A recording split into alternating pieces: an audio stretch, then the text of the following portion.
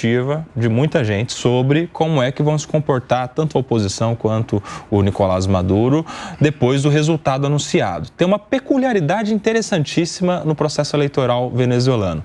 Diferentemente do Brasil, lá não tem divulgação parcial de votação. Lá não tem, até o momento, tantos por cento das urnas foram apuradas e fulano está na frente, o ciclano está em segundo e tal. Não, lá espera, contabiliza tudo e divulga de uma vez só. Fulano ganhou com tantos por cento. Ou seja, de alguma maneira, alguém vai se frustrar muito, alguém vai se surpreender muito, porque não tem aquela coisa de ir acompanhando lentamente, alguém que vai construindo a vitória, enfim. Eu quero saber o seguinte, quando esse resultado sair, isso vai ser bem recebido? A gente pode temer alguma reação mais enérgica por alguns dos lados, meus amigos? A gente está diante de uma bomba relógio na Venezuela ou dá para todo mundo ficar tranquilo que a tendência é que, diante das manifestações de ambos, respeitarão o resultado das urnas? Quem quer começar essa daqui? E aí, bolão? Já falamos, eu só vou acrescentar um elemento, Koba. Essa bomba já está explodindo na Venezuela há muito tempo. Não adianta a gente falar que o resultado das urnas isoladamente é a bomba relógio. Há uma ebulição, há uma panela de pressão na Venezuela há muito tempo.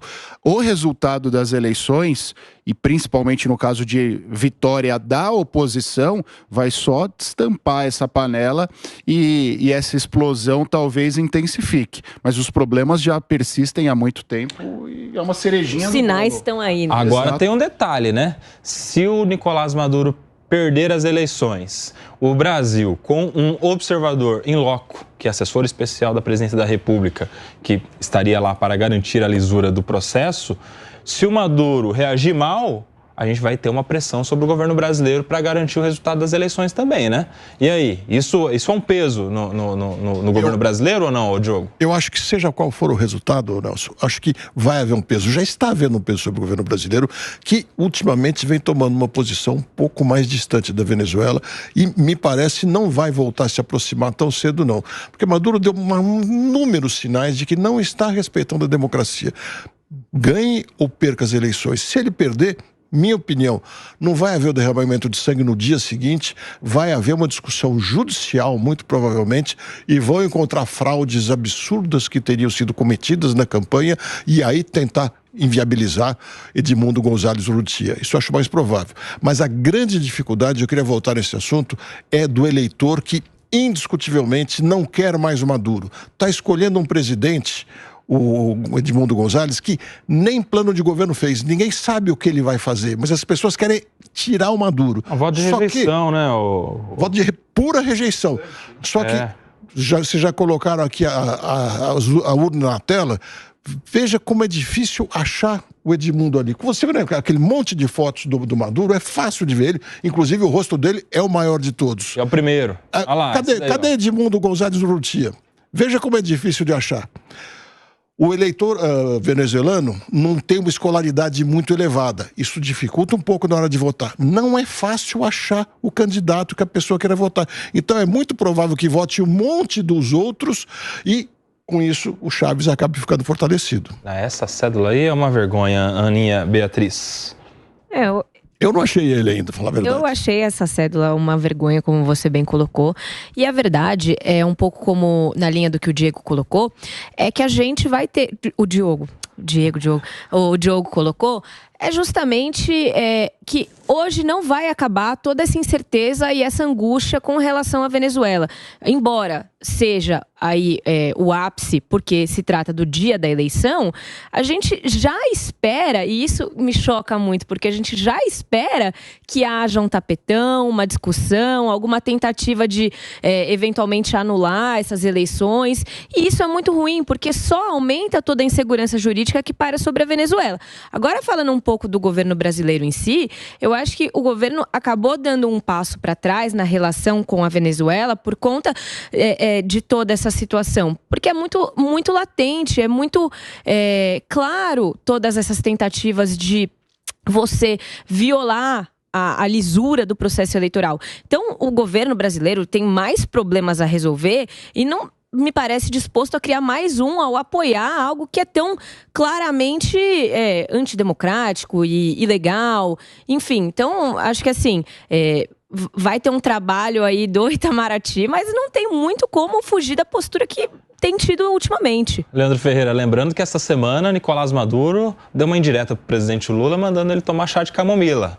Porque quando ele fez aquele discurso mais perigoso de que haveria um derramamento de sangue, o presidente Lula reagiu criticando, falando que não é assim. Quando tem um resultado da eleição, você tem que respeitar. Ganhou, ganhou, perdeu, perdeu. E aí o Nicolás Maduro, recebendo a preocupação do presidente Lula, respondeu quem está preocupado que vá tomar um chá de camomila, meu querido Leandro Ferreira. E aí um detalhe, sabe quanto que é um chá de camomila lá na nossa Venezuela? O equivalente a 2 salários mínimos. Ou seja, pro venezuelano, nem com chá de camomila, meu querido Leandro Ferreira, vez que estamos com 51,9% das pessoas na linha da pobreza. Como é que um país com mais de 50% das pessoas na linha da pobreza vai reeleger alguém? Eu fico imaginando qual é a chance disso. Leandro Ferreira. O Koba, nós podemos entrar nesse debate, mas tem uma parte dele que é o seguinte: o preço das coisas na Venezuela é impactado fundamentalmente pelo embargo e pelas sanções que os Estados Unidos... É culpa dos Estados Unidos o preço das coisas na Venezuela. Koba, eu só quero dizer o seguinte para você: o histórico da diplomacia no Brasil... Não, o histórico da diplomacia no Brasil, não só do governo Lula, de todos... é de propor que as manifestações do Brasil nunca considerem como possibilidade primeira, o Acácio está aqui, pode me corrigir, as sanções e embargos. Porque quem sofre com sanção e embargo é a população e não o dirigente de governo. Então é uma posição histórica desde da chancelaria brasileira, dos momentos iniciais. O Brasil na ONU sempre se posiciona contra embargos e contra sanções. Se posicionou ao longo de todos os anos do governo Fernando Henrique contra o embargo a Cuba, por exemplo, né? Mas o preço é determinado por fluxos de importação e exportação que, goste-se ou não dessa medida como medida de diplomacia, é impactada pelo papel dos Estados Unidos. E aí não tem como desconsiderar o papel geopolítico que os Estados Unidos têm exercendo pressão sobre a população local. Mas a sua pergunta foi sobre outra coisa, eu só mencionei isso porque o chá de camomila, que provavelmente, inclusive no Brasil, né, é importado da Inglaterra, mas produzido na Índia, né, sofre em função dos preços, dos fluxos de importação e exportação no Brasil e na Venezuela. Ocorre que lá não tem acesso a esses fluxos como no resto do mundo. Mas o que eu vejo é o seguinte, você perguntou sobre qual vai ser a reação, né? Acho que tem pouca gente lembrando disso, né? Mas certamente na Venezuela sim, e acho até que é um elemento esquisito para ter marcado a eleição para hoje, mas hoje é o aniversário seria o aniversário de 70 anos do Hugo Chávez. O Hugo Chávez faria 70 anos hoje, né? Então eu não sei como é que estava o calendário eleitoral definido antes, não sei se foi uma coincidência ou se foi algo premeditado. Não sei se você acompanhou isso, Cássio, mas não tem cara de coincidência, né?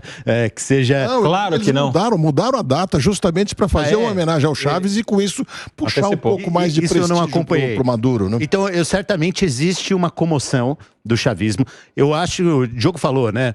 O eleitor claramente não quer. Eu não sei se é tão claramente, né? Eu acho que tem uma boa parte da população que depende do Estado e que tem uma identificação com o chavismo. Então não sei se é tão claramente assim que se quer que o Maduro seja superado. Mas...